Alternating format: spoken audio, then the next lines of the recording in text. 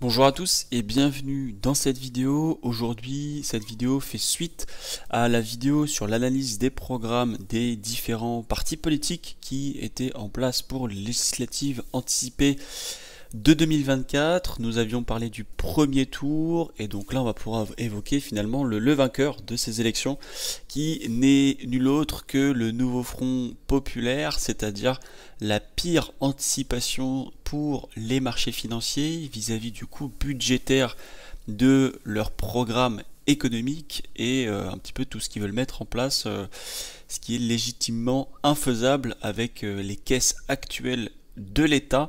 On va pouvoir rentrer dans les détails et essayer de comprendre un petit peu finalement la continuité économique que la France va pouvoir connaître. Ce qu'il faut comprendre ici dans les derniers résultats du coup qui nous sont parus très récemment, c'est que de ce fait le nouveau Front populaire arrive premier finalement selon les résultats, d'accord. Ils auraient entre 180 à 215 sièges à l'Assemblée nationale. Ensemble, le parti d'Emmanuel Macron aurait entre 150 à 180 sièges et RN ainsi que ses alliés auraient entre 120 à 150 sièges, d'accord. Donc et troisième a priori sur les échelles de vote, on verra ça juste après.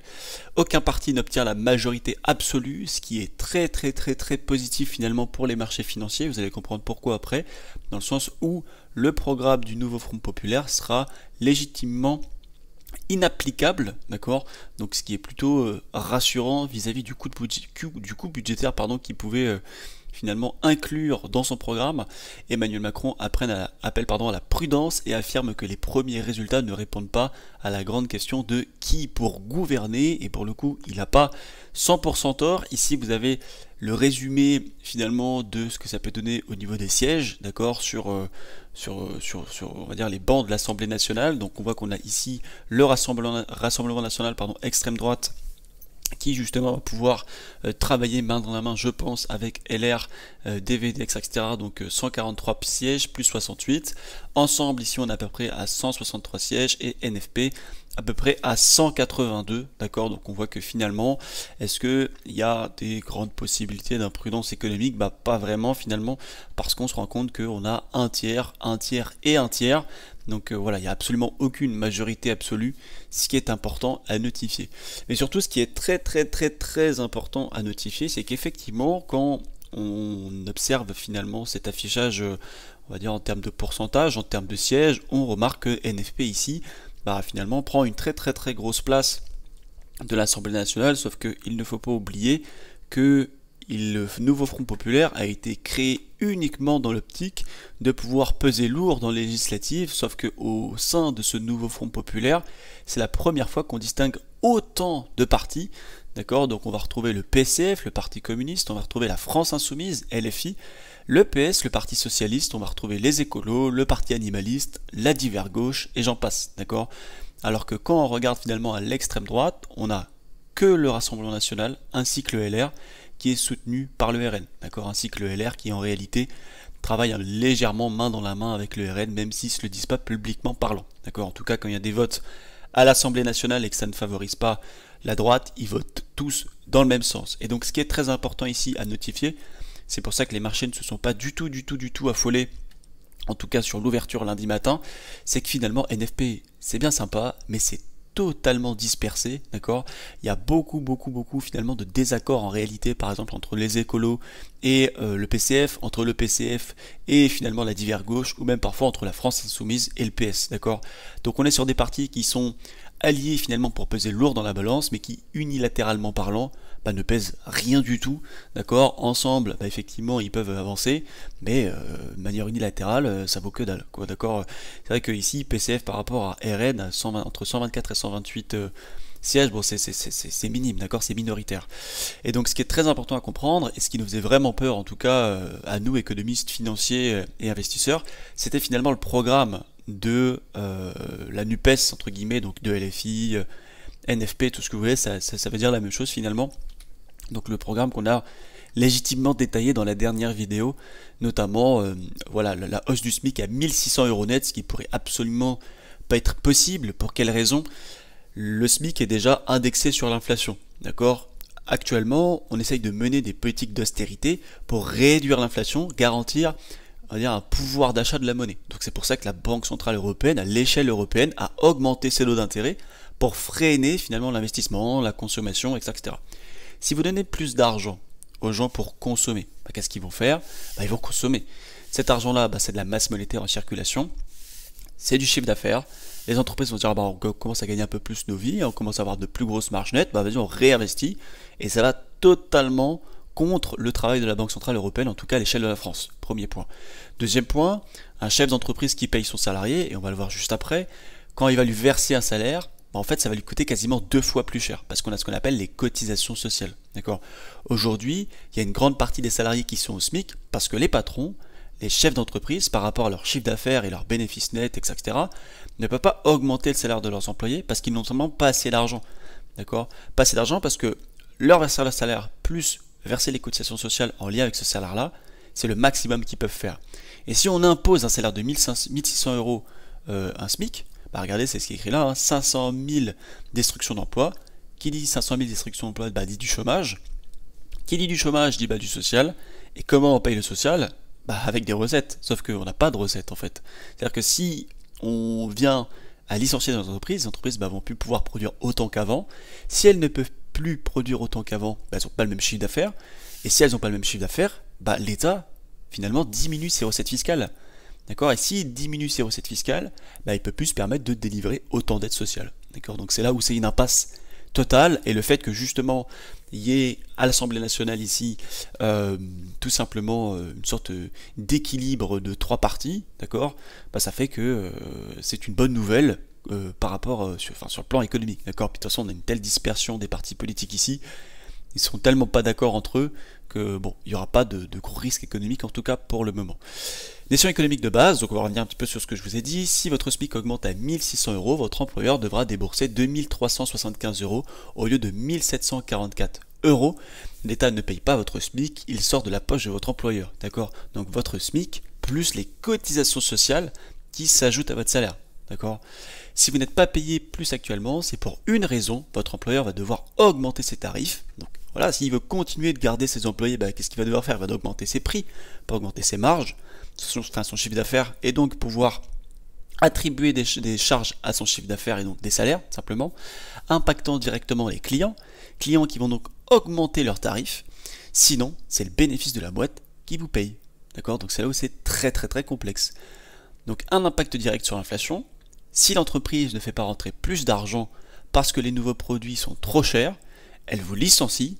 Si elle vous licencie, c'est du chômage et des aides sociales, mais avec quelles ressources? De la part de l'État. D'accord, excusez-moi, j'ai oublié un S ici. Avec quelles ressources de la part de l'État? C'est exactement ce que je viens de vous expliquer. A noter que, comme on a expliqué dans la dernière vidéo, au 1er janvier 2024, il y a 17,3% des salariés, d'accord, qui sont payés au SMIC. Donc vous augmentez quasiment 20% de la population active. C'est énorme, c'est absolument infaisable, c'est absolument impraticable. C'est un gouffre budgétaire. Mais voilà, ce qui est très intéressant à savoir, c'est que ça ne pourra pas se mettre en place. Et en tant que financier, apolitique, d'accord, encore une fois, je ne suis pas là pour prendre parti pour le RN, pour le NFP, pour ensemble. D'un point de vue économique, c'est très rassurant pour l'avenir de la France et du quotidien des Français, parce que ce ne sera pas possible de le mettre en place. Maintenant, on va parler d'un deuxième point. Une notion économique extrêmement importante à comprendre. C'est la courbe de l'affaire. Okay, qu'est-ce que c'est? C'est tout simplement une courbe qui va pouvoir justement vous expliquer à quel point les taux d'imposition proposés par le NFP n'ont absolument aucun sens et peuvent encore une fois, en plus par exemple de la hausse du SMIC, causer un drame économique sur beaucoup de points. D'accord.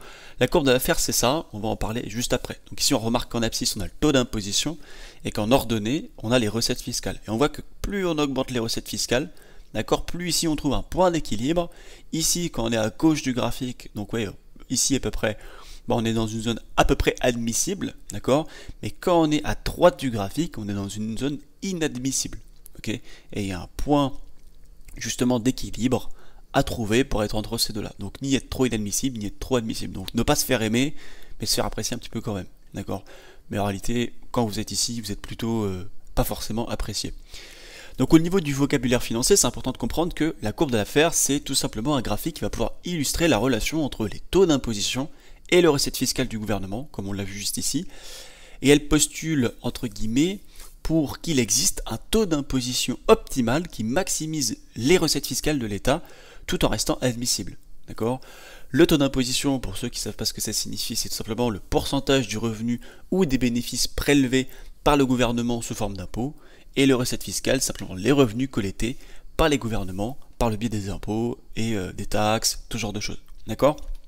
Maintenant, comment on comprend un peu cette théorie ? Étape numéro 1, il faut comprendre que la courbe, entre guillemets, elle va suggérer que le taux d'imposition, s'il est trop élevé ou trop bas, ça peut réduire ou, entre guillemets, vraiment appauvrir les recettes fiscales. Et qu'il y a un point optimal entre ces deux extrêmes où les recettes fiscales, elles sont maximisées. D'accord ? Pour ce qui concerne la forme de la courbe, vous voyez, comme on l'a vu là, ici, la forme de la courbe, elle a tout simplement une forme de cloche inversée, parabole, tout simplement, a des taux d'imposition qui vont entre 0 et 100%, et si les recettes fiscales, entre guillemets, sont nulles, bah ça signifie que c'est à 0%, si elles sont maximisées, c'est qu'elles sont à 100%, ce qui est légitimement impossible, d'accord ? Et entre ces deux extrêmes, les recettes fiscales varient en fonction du taux d'imposition, d'accord ? Donc ici, on va voir par exemple 100% de taux d'imposition ici, 0% de taux d'imposition, et donc là, plus on augmente le taux d'imposition, plus on a des recettes, mais on remarque que plus on augmente, plus c'est dégressif, d'accord ? Ce qui paraît bizarre d'un point de vue mathématique, mais d'un point de vue économique, ça ne l'est pas du tout. Étape 2. Donc ça on l'a vu, non ça on l'a pas vu. Donc les extrêmes de la courbe, taux d'imposition de 0%, si le taux est de 0%, le gouvernement ne collecte aucun impôt, donc les recettes fiscales sont nulles, par exemple à Malte, à Chypre, à Dubaï, d'accord, je crois qu'à Dubaï ça a augmenté, il me semble que c'est 10% sur les entreprises, si je dis pas de bêtises. Taux d'imposition à 100%, si le taux d'imposition est de 100%, les individus et les entreprises n'ont aucune incitation à travailler ou à générer des revenus, car tout ce qu'elles pourraient produire serait prélevé par le gouvernement, donc les recettes fiscales sont également nulles. C'est-à-dire que si vous gagnez, je sais pas, 2000 € par mois, on vous prend tout. D'accord ? Recette fiscale, c'est tout votre salaire. Ce qui est évidemment impossible. C'est pour ça qu'il faut trouver un équilibre. Et donc le point optimal, c'est le taux d'imposition, entre guillemets, qui se situe entre 0 et 100%. Il existe, d'après les économistes, un taux d'imposition optimal qui maximise à la fois les recettes fiscales, mais qui, quelque part, ne plonge pas le consommateur ou le professionnel dans l'inconfort. En réalité, c'est de l'économie, c'est du papier, le taux d'imposition actuel est plus qu'inconfortable, d'accord ? Et donc forcément, ça varie en fonction de nombreux facteurs économiques, culturels et sociaux. Donc ça, c'est pour la compréhension de la théorie. Et on voit que dans les pays de l'OCDE, la France est numéro 1, d'accord, de l'imposition. Donc actuellement, c'est comme si on était là, d'accord ? Limite peut-être ici. D'accord, même pas sur le point d'équilibre, limite peut-être un peu ici. Et donc on comprend qu'ici le NFP, qu'est-ce qu'ils veulent faire eux ? Ils veulent augmenter les taux d'intérêt quasiment à 45, 50, 55, 90%. Ce qui est légitimement pas possible. Impossible. D'accord, c'est pas concevable. Donc ok, donc eux ici ils veulent augmenter les taux d'imposition quasiment plutôt dans cette partie-là de la courbe plutôt qu'ici. D'accord, en réalité ça serait centralisé plus qu'ici. Et donc la première chose à comprendre, c'est ça. C'est quel est le coût des programmes des principaux partis. On en a déjà parlé dans la dernière vidéo. Là, on est à peu près à au moins, je dis bien au moins, parce que comme, encore une fois, on en a parlé dans la dernière vidéo, entre les estimations des politiques et puisque ça coûte vraiment, et les recalculs de l'Institut Montaigne, on est au-delà, en réalité, au-delà des 280 milliards de dépenses. Au-delà, je dis bien, d'accord, on serait, je pense, entre 350 et 400 milliards très facilement. Sauf que, si on est très observateur, pourquoi la courbe de l'affaire ici elle nous explique que ce taux d'imposition n'est absolument pas mettable en place et que ça pourrait être encore plus problématique qu'augmenter le SMIC à 1600 €.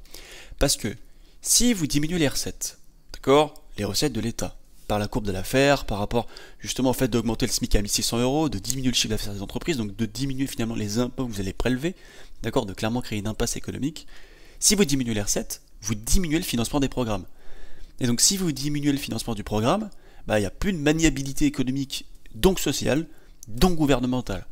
Donc va-t-on se risquer à aller serrer la main au FMI ? Je ne pense pas, en réalité, mais il voit bien à quel point ce programme économique est totalement décorrélé de la réalité. D'accord ? C'est pas possible, c'est infaisable. Et la théorie de l'affaire nous l'explique bien. D'accord ? Et attention, ici, j'étais très sympathique pour cette vidéo, je n'ai pris en compte que le passage du SMIC à 1600 € net, ainsi que la nouvelle grille d'imposition, parce qu'on pourrait aller plus loin, d'accord ? On pourrait parler de la 6e semaine des congés payés, on pourrait parler de la revalorisation de 10% des APL, on pourrait évoquer tout ça, il n'y a pas de souci, hein. Mais ça serait purement problématique. Garantie d'autonomie des 16 à 18 ans. Ça, entre guillemets, on vous donne de l'argent pour aller en cours, pour aller au lycée, pour aller à la fac.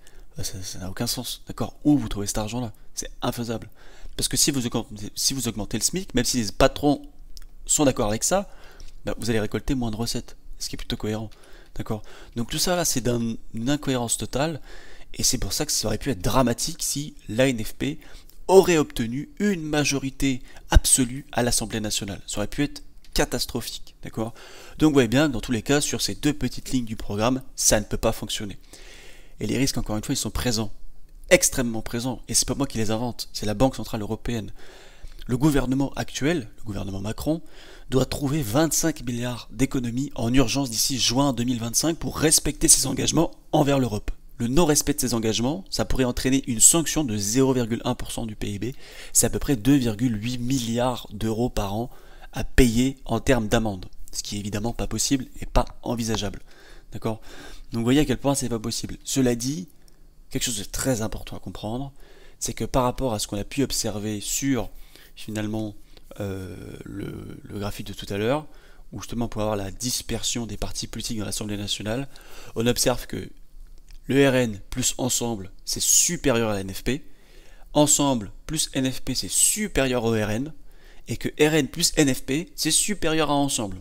C'est légitimement ingouvernable. D'accord? À noter qu'Emmanuel Macron a refusé la démission de son Premier ministre hier, d'accord, pour justement garantir une certaine stabilité dans l'Assemblée nationale pour le moment, d'accord, et que dans tous les cas, le NFP ne pourra rien faire. Donc on est actuellement sur un pays qui ne peut pas bouger, d'accord, il n'y a rien qui peut se mettre en place. Et une chose qui avait énormément surpris les sondages, et énormément surpris les votants, les gens qui votent, d'accord, les gens qui vont déposer le bulletin dans l'urne pour pouvoir, entre guillemets, accéder à leur idéologie à travers un parti et donc à la mise en place d'un programme politique, économique, social, culturel, c'est ça. C'est que les résultats du second tour ici ont été quand même assez étonnants. Les législatives de 2024, le résultat des votes. Ici, on voit qu'on a la liste des partis, les voix, le pourcentage d'inscrits et le pourcentage exprimé. D'accord? On observe ici que le Rassemblement national, malgré tout, a obtenu plus de votes, quasiment 8,7 millions de votes, le NFP 7 millions de votes, et Ensemble 6 millions de votes. Alors qu'au final, on se rend compte qu'ici, en termes de sièges, le Rassemblement national a 143,25% des sièges, d'accord? Donc bon, c'est 143%, enfin 143 sièges à peu près. Le NFP 182 sièges et Ensemble 163 sièges. Ben, on se dit mais attends, c'est bizarre. Ici le RN, c'est ceux qui ont le plus de voix et pourtant, c'est ceux qui ont le moins de sièges à l'Assemblée nationale. Mais où est le problème? Qu'est-ce qui se passe? Pourquoi? Si vous voulez, il y a une phrase très célèbre d'un communiste qui dit que le principal, c'est pas de voter, c'est de comment on compte les votes. D'accord? Et à la fin du premier tour, on a eu un nombre de désistements énorme de la part de la gauche, on va en parler juste après. Mais d'abord un petit peu de vocabulaire politique pour comprendre ce qui s'est passé et pourquoi aujourd'hui le NFP a beaucoup plus, de sièges à l'Assemblée nationale par rapport à tous les autres partis. On a ce qu'on appelle du gerrymandering, ok, c'est américain. C'est quoi? C'est une pratique qui consiste à redécouper les circonscriptions électorales pour favoriser un parti politique, d'accord, un groupe ethnique ou une classe sociale particulière, ce qui est purement démocratique, d'accord. Sauf que là on a eu du gerrymandering de manière, vis-à-vis des désistements, d'accord. On va le voir juste après. Au niveau de la circonscription électorale, qu'est-ce que c'est? C'est simplement une division géographique d'un pays créée pour organiser les élections et élire des représentants, des régions par exemple. Le redécoupage, c'est le processus de redéfinition des limites des circonscriptions électorales. Et un partisan, c'est quoi? C'est relatif à un parti politique particulier, tout simplement. Maintenant, qu'est-ce qu'il faut comprendre de tout ça? C'est très important. Il faut comprendre le contexte, d'accord? L'objectif des circonscriptions électorales, c'est d'assurer une représentation équitable des citoyens en élisant finalement des représentants pour chaque région ou district. D'accord? Ça dépend là où vous pouvez vous situer. La nécessité du redécoupage, qu'est-ce que c'est? C'est tout simplement en raison des changements démographiques, migration, croissance politique, etc. Les limitations des circonscriptions, elles doivent être redéfinies périodiquement pour refléter ces changements. Deuxième étape, comment on définit un gerrymandering, donc un redécoupage? Donc là, vous allez voir que là, je vous explique ce que c'est le redécoupage, et après, on va parler du gerrymandering par désistement. Vous allez voir, c'est pas pareil, mais on doit partir de cette définition-là pour comprendre ce qui se passe après. Ce terme-là, il vient justement d'un politicien américain, d'accord, et du mot salamandre, ok, qui fait référence finalement à une carte de circonscription de forme bizarre dessinée pour favoriser son parti. On va en parler juste après. Et le principe, c'est de manipuler un petit peu les frontières des circonscriptions électorales pour créer un avantage déloyal entre guillemets pour un parti politique. Ce n'est pas du tout illégal, c'est purement démocratique et stratégique. D'accord ? La technique, elle est assez simple, c'est le fait de concentrer les électeurs d'opposition dans une seule circonscription pour réduire leur influence dans d'autres circonscriptions. Okay, donc clairement, créer une UNFP, c'est-à-dire qu'on va réunir beaucoup de partis, on va demander des désistements à droite, à gauche, etc. pour réunir les votes et éviter la dispersion des voix. C'est exactement ce qui s'est passé. Exemple, si un parti regroupe tous les électeurs d'un autre parti dans quelques circonscriptions, ces électeurs gagneront des circonscriptions par une large marge, mais auront peu d'influence ailleurs. D'accord, et ça c'est très important. Et on a ce qu'on appelle l'éclatement. Donc c'est le fait de disperser les électeurs d'opposition dans plusieurs circonscriptions pour diluer les votes. D'accord ? Exemple, si un parti divise une communauté d'électeurs de l'opposition en les répartissant dans plusieurs circonscriptions dominées par son parti évidemment, ces électeurs n'auront pas assez de votes pour gagner dans aucune de ces circonscriptions. Okay ? Et ces conséquences, qu'est-ce qu'elles sont ? Finalement, le gerrymandering en réalité, et on le voit bien, c'est factuel et ça existe aux États-Unis et ça pose pas de soucis, c'est tout simplement le fait de fausser la représentation politique, donnant plus de pouvoir à un parti, même si, entre guillemets, il a moins de voix et il a une majorité d'électeurs minoritaires. D'accord ? Et il y a une certaine polarisation politique, c'est que ça peut exacerber quand même finalement beaucoup de choses parce que ça crée des circonscriptions sûres pour un parti, ce qui réduit les incitations pour les politiciens à rechercher des compromis. Ça peut être très problématique. Donc vous voyez, c'est pour ça que ici, on a moins de votes, mais plus de sièges. D'accord ? Parce que finalement, on a créé un gerrymandering avec des désistements, on va en parler juste après, c'est juste ici, pour pouvoir finalement ne pas créer une dispersion de voix au sein de l'Assemblée nationale. D'accord ? Donc lundi, après le premier tour, on voit que majoritairement de gauche, 127 ou des macronistes, 81 de ces candidats étaient pour la plupart arrivés troisième dans une circonscription où le Rassemblement national était en tête au premier tour.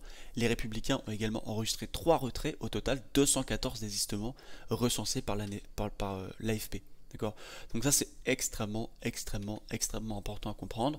C'est que au lieu de diluer les voix, on a réuni plein de partis ici, c'est-à-dire qu'ils ont moins de voix mais ils ont plus de sièges. Pourquoi ? Parce qu'on a eu finalement un rassemblement des voix.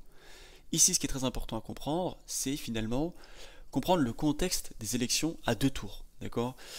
Dans le système des élections à 2 tours, on a, entre guillemets, s'il n'y a aucun candidat qui obtient plus de 50% des voix au premier tour, au second tour, ça va être organisé entre les 2 candidats qui ont obtenu le plus de voix. D'accord ? Donc la stratégie du désistement, c'est assez simple, c'est que les candidats peuvent se désister en faveur d'un autre candidat pour maximiser les chances de victoire de leur camp au second tour. Très important à comprendre. Comment fonctionne le mécanisme de désistement ? C'est assez facile aussi. Les candidats d'un même camp, par exemple gauche ou droite, d'accord, peuvent se désister en faveur du candidat le mieux placé afin d'éviter de diviser les voix. D'accord ? Très facile, encore une fois, à comprendre.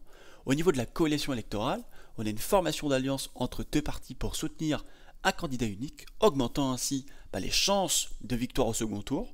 Et vu qu'ils sont réunis, même s'ils obtiennent moins de voix, ils pourront avoir plus de sièges.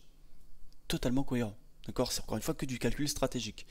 Et donc l'impact finalement de ce découpage électoral et de ses avantages pour un parti par désistement, c'est que forcément il y a un renforcement a priori des alliances parce que le désistement, ils peuvent renforcer les alliances entre les partis politiques, ce qui va influencer les résultats électoraux et la répartition des sièges. La modification des stratégies quand même de campagne, parce que les partis ils peuvent ajuster leur stratégie de campagne et de découpage électoral finalement en fonction des désistements pour maximiser leur représentation. Et le dernier point, c'est l'influence sur le redécoupage futur, c'est que un parti qui réussit à consolider son pouvoir grâce au désistement peut avoir beaucoup plus d'influence lors des futurs redécoupages électoraux. Et c'est véridique, parce qu'aujourd'hui, si le NFP se représente aux élections présidentielles, ce qui à mon avis serait peu probable parce qu'il faudrait vraiment qu'il forme qu'un seul parti, finalement il va avoir beaucoup plus de poids pour le futur. D'accord ? Au niveau du désistement en faveur d'un parti de gauche, par exemple, on va prendre un exemple. Donc là, au niveau du premier tour, on a le candidat A, donc de gauche, qui obtient 30% des voix. Le candidat B de gauche qui obtient 20% des voix. Le candidat C de droite qui obtient 35% des voix. Et le candidat D, droite, qui obtient 15% des voix. D'accord ? Le candidat B qui est ici, il va se désister en faveur du candidat A, d'accord? Et le candidat A, il va bénéficier des voix du candidat B, ce qui va lui permettre de remporter la majorité contre le candidat C, d'accord? Donc le candidat de droite. Donc l'impact à terme, qu'est-ce que c'est? C'est qu'on a un renforcement du parti A. Donc le succès du candidat A va renforcer la position du parti A, évidemment, parce que justement il y aura une certaine alliance, d'accord? Et évidemment, au niveau de l'application réelle et des débats, ça pose des soucis, d'accord? Parce que les désistements, c'est quand même courant dans les systèmes électoraux à 2 tours, notamment en France. Par exemple, lors des élections présidentielles ou des législatives, les partis de gauche ou de droite peuvent se désister en faveur du candidat le mieux placé pour éviter la dispersion des voix et maximiser leurs chances de victoire au second tour. Et là, c'est exactement ce qui s'est passé finalement pour le NFP. Et évidemment, il y a des très gros débats qui sont soulevés par rapport à ça parce que il y a une certaine éthique et une certaine démocratie qui peut être soulevée finalement, parce que les désistements, ils peuvent être perçus quand même comme une manipulation des élections, réduisant la diversité des choix pour les électeurs. Alors en réalité, il n'y a rien de manipulé, d'accord? C'est de la stratégie, c'est de l'influence politique. Et en plus ça, c'est démocratique, c'est libre de choix, d'accord? Donc effectivement, ça peut avoir quand même une très très mauvaise image. Au niveau de la transparence, les électeurs peuvent se sentir frustrés par les accords de désistement qui ne sont pas toujours transparents ou annoncés à l'avance. Et ça peut poser des gros problèmes aussi. Et donc là, vous avez le parfait résumé de comment ça fonctionne. D'accord? Donc ici à la base, vous avez la map numéro 1, on a 6 rouges, d'accord, et 0 bleu. Ok, donc en principe, les 6 rouges doivent être élus. Vous êtes d'accord avec ça? Sauf que quand vous avez des désistements, finalement, vous avez une sorte de disparition de certains partis pour le ramener sur un seul parti. D'accord? Là, c'est exactement ce qui se passe. C'est-à-dire que là, ici, on va être sur un seul rouge qui va être élu là, un seul rouge qui va être élu là, d'accord? Contre ici, le bleu qui gagne, le bleu qui gagne, le bleu qui gagne, le bleu qui gagne. Pourquoi? Parce que ici, tout ça, ça ne formera qu'un seul parti. Ici, ça ne forme qu'un seul parti. Ici, ça ne forme qu'un seul parti. Donc c'est du 6 pour 4, 6 pour 4, 6 pour 4, 6 pour 4, d'accord? Ici, on est sur 4 partis distincts. Là, on est sur 6 partis qui forment la même chose, d'accord? Donc forcément, on ne joue pas du tout au même jeu.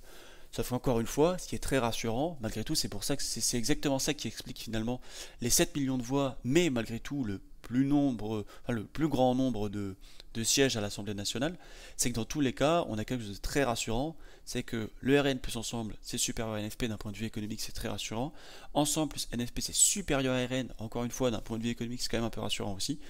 Le parti culturel, nous n'en parlons pas durant ces vidéos. Je ne fais pas de politique, je suis un financier d'investisseur, ça ne m'intéresse pas du tout. Et le RN plus le NFP, c'est supérieur à Ensemble, donc c'est légitimement ingouvernable et il ne pourra absolument rien se passer. D'accord? C'est très intéressant ici. C'est que vous voyez là, encore une fois, c'est très important. On a 32% finalement décisionnel final est à 32% pour le RN et qu'à 25% pour le NFP. C'est vous dire à quel point on a quand même ici 8% de spread, c'est énorme. Et encore une fois, la composition de l'Assemblée nationale, elle est très distincte, d'accord? Parce que tout ça, c'est ensemble, quasiment, donc ça forme quasiment un seul groupe, ok? Il n'y a que 3 partis. Là, on en a 1, 2, 3, 4, 5, 6 en réalité. Je crois qu'il y en a 7 avec le parti animaliste, c'est énorme, contrairement à 3. Donc on est à 2 fois plus de partis. Donc on a une dispersion d'idées qui est énorme. Bon, il y aura vous allez voir, attention, tous les prochains textes de loi, on va rigoler parce que rien ne va passer, le pays est légitimement figé actuellement. Et donc on a vraiment 3 blocs égaux, d'accord, qui font qu'on a finalement des calculs mathématiques pas forcément compliqués à mettre en place. C'est vous dire à quel point, de manière économique, on n'a pas grand chose à risquer. La suite, où est-ce qu'on va, qu'est-ce qu'on fait, qu'est-ce qui va pouvoir être mis en place. C'est vous dire à quel point c'est ingouvernable, d'accord. La suite, elle est difficilement chiffrable, difficilement déchiffrable, pour être honnête. Parce que pour le moment, on ne peut rien annoncer. On n'a pas le gouvernement du LFI, de NFP, pardon, on n'a pas le nouveau gouvernement de RN, on n'a pas le nouveau gouvernement de Ensemble, on ne sait pas qui est le Premier ministre, on ne sait pas de quelle manière finalement les idées vont pouvoir se mettre sur la table, on ne sait pas avec quelle violence, quelle virulence les choses vont pouvoir prendre place, d'accord. On approche des JO, d'accord, donc je pense que la sphère politique cet été risque d'être très chaude, en plus de toute la responsabilité des Jeux Olympiques, d'accord, et des choses qu'il faut mettre en place, les textes de loi, etc.